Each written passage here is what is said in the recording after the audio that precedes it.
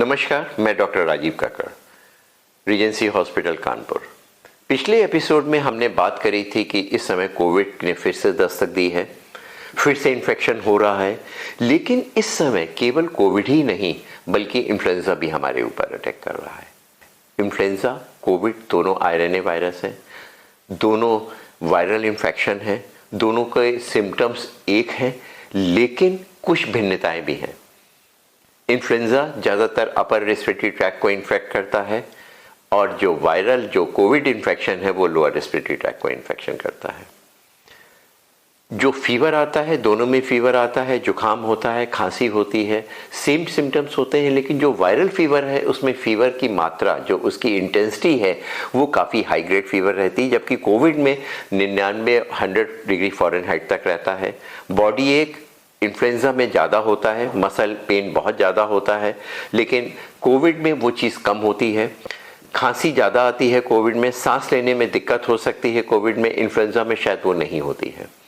पेट में loose motions होना Covid की निशानी है, इन्फ्लुएंजा में ज़्यादातर नहीं होता है। लेकिन कभी कभी इतना ओवरलैप होता है कि शायद हम लोग उनको पहचानने में गलती कर रहे हैं। अगर फीवर परसिस्ट करता जा रहा है, हमें बॉडी एक परसिस्ट कर रहा है, बेहतर है हम उसकी जांच करा लें और उसका अनुरूप इलाज करें।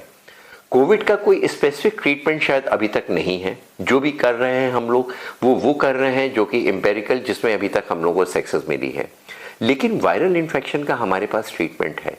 अगर हमें मालूम है ये इन्फ्लुएंजा है, इन्फ्लुएंजा 4 तरीके का होता है, influenza A, B, C and D, जिसमें कि A ज़्यादा भयावह होता है, इसमें सीरियसनेस ज़्यादा होती है, सिम्टम्स ज़्यादा सीवियर होते हैं, हमें हॉस्पिटलाइजेशन करने की ज़रूरत होती है। उसका मुख्य कारण ये होता है कि जो इन्फ्लुएंजा ए है ये केवल मनुष्यों में ही नहीं फैलता है बल्कि बर्ड्स में, पिग्स में, हैंस में, इसमें फैलता है। और उसमें जा करके जब किसी दूसरे मनुष्य में, दूसरे एनिमल में जाता है, दूसरे बर्ड्स में जाता है, तो उसका जो मल्टीप्लिकेशन है, उसका जो कोर्स ऑफ डिजीज है वो थोड़ा सा डिफरेंट हो जाता है, म्यूटेशन हो जाता है। स्पेशली पिग में जाने के बाद इन्फ्लुएंजा, इसमें एम्प्लीफिकेशन होता है, वायरस का एम्प्लीफिकेशन होता है, म्यूटेशन होता है, एक डिफरेंट मोड का हो जाता है, जिसमें न ही केवल इन्फेक्टिविटी ज़्यादा होती है, ज़्यादा लोगों को इन्फेक्ट करने की क्षमता होती है, बल्कि उसमें सीवियरिटी भी काफ़ी ज़्यादा हो जाती है।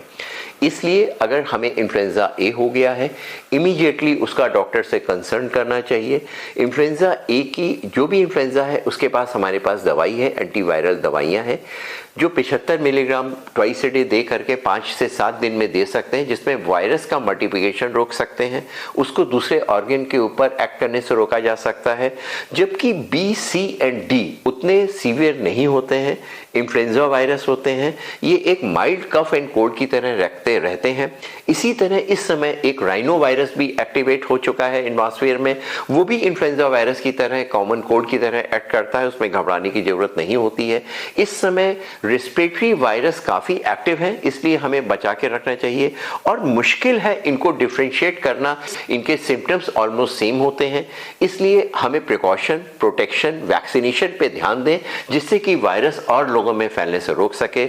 अगर हम लोग कुछ थोड़े से जागरूक हो जाएंगे तो खुद बचे रहेंगे, अपने फैमिली मेंबर को बचा के रखेंगे और इसमें बीमारियों को और स्प्रेड होने से रोक सकते हैं। धन्यवाद।